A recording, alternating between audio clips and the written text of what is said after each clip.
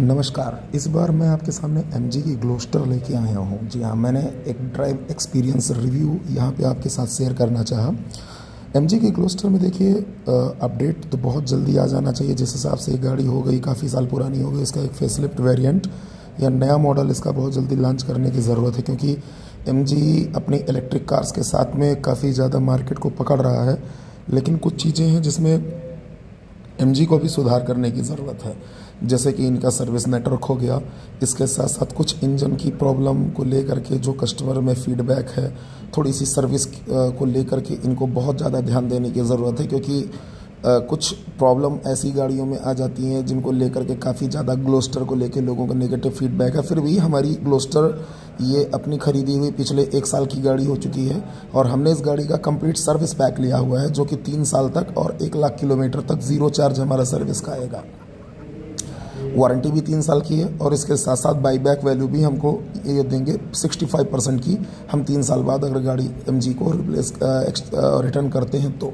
दूसरी सबसे बड़ा बेनिफिट देखिए इस गाड़ी में मुझे ये लगा कि इस रेंज की गाड़ी में मुझे काफ़ी बेनिफिट वाले फीचर मिले, जैसे कि सीट मसाजर है, ड्राइवर के लिए सीट मसाजर, और उसके साथ साथ वेंटिलेटेड सीट तो आजकल हर जगह पे आ गया, लेकिन मसाजर की बहुत ज़रूरत पड़ती है जब आप एक बड़ी गाड़ी चला रहे हो और काफ़ी लंबे रूट पे जाएँ, चूँकि स्पेसियस केबिन आपको मिलता है। किसी भी सीट में आप चाहे 3rd रो पे चले जाइए, आपको बहुत स्पेसियस सीट मिल जाएगा कि 6 फुट की हाइट का एक बंदा आराम से बैठ सकता है। दूसरी चीज़ फीचर के मामले में, जब फोर्ड इंडेवर इंडिया से गई तो लोगों को लगा कि ग्लोस्टर जो है वो एक रिप्लेसमेंट होगी इंडेवर की फॉर्च्यूनर के ऊपर, लेकिन MG ने अपनी प्रोडक्शन और उसके साथ साथ अपनी प्रोडक्टिविटी को ले करके बहुत ज़्यादा ध्यान नहीं दिया, नहीं तो ये मार्केट गेम चेंजर होती और मार्केट में काफ़ी ज़्यादा इसका एक हाइप बन चुका होता।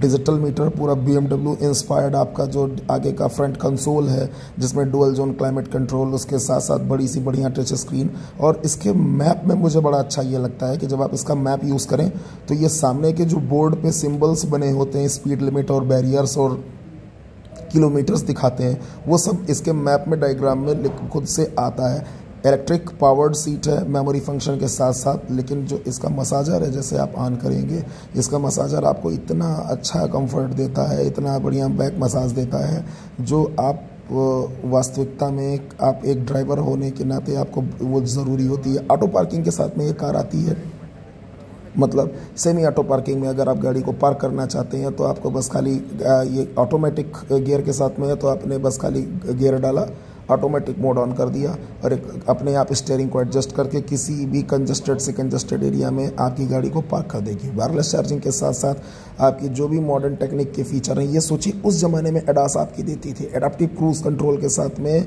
उस समय जब ये लॉन्च हुई थी आज से 7-8 साल पहले, तब ये आपकी क्रूज़ कंट्रोल देती थी। कैप्टन सीट के साथ में आपका जो कंफर्ट लेवल है वो बहुत अच्छा है, बहुत अच्छा कंफर्ट लेवल आपको इसमें मिलेगा। इसकी सीट्स बिल्कुल सोफ़ा कुशनिंग की तरह है, मतलब आपको ये लगेगा ही नहीं कि मैं किसी सीट पे बैठा हूँ या मैं कार में बैठा हूँ, आपको लगेगा मैं घर पे सोफ़ा पे बैठ करके बस खाली कहीं यात्रा कर रहा हूँ, कहीं पे ट्रैवल कर रहा हूँ।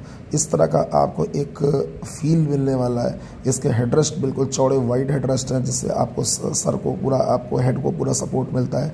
और सिटी में जो इसका माइलेज आ रहा है वो आप एवरेज फ्यूल इकोनॉमी में 10.8 किलोमीटर से 11.8 किलोमीटर के बीच में हमने लिया सिटी मोड में, और अगर हम इसको इको मोड में चलाते हैं तो ये आराम से 8 से लेकर 11 के बीच में माइलेज दे देती है, इतने बड़े इंजन के साथ में। Thanks for watching.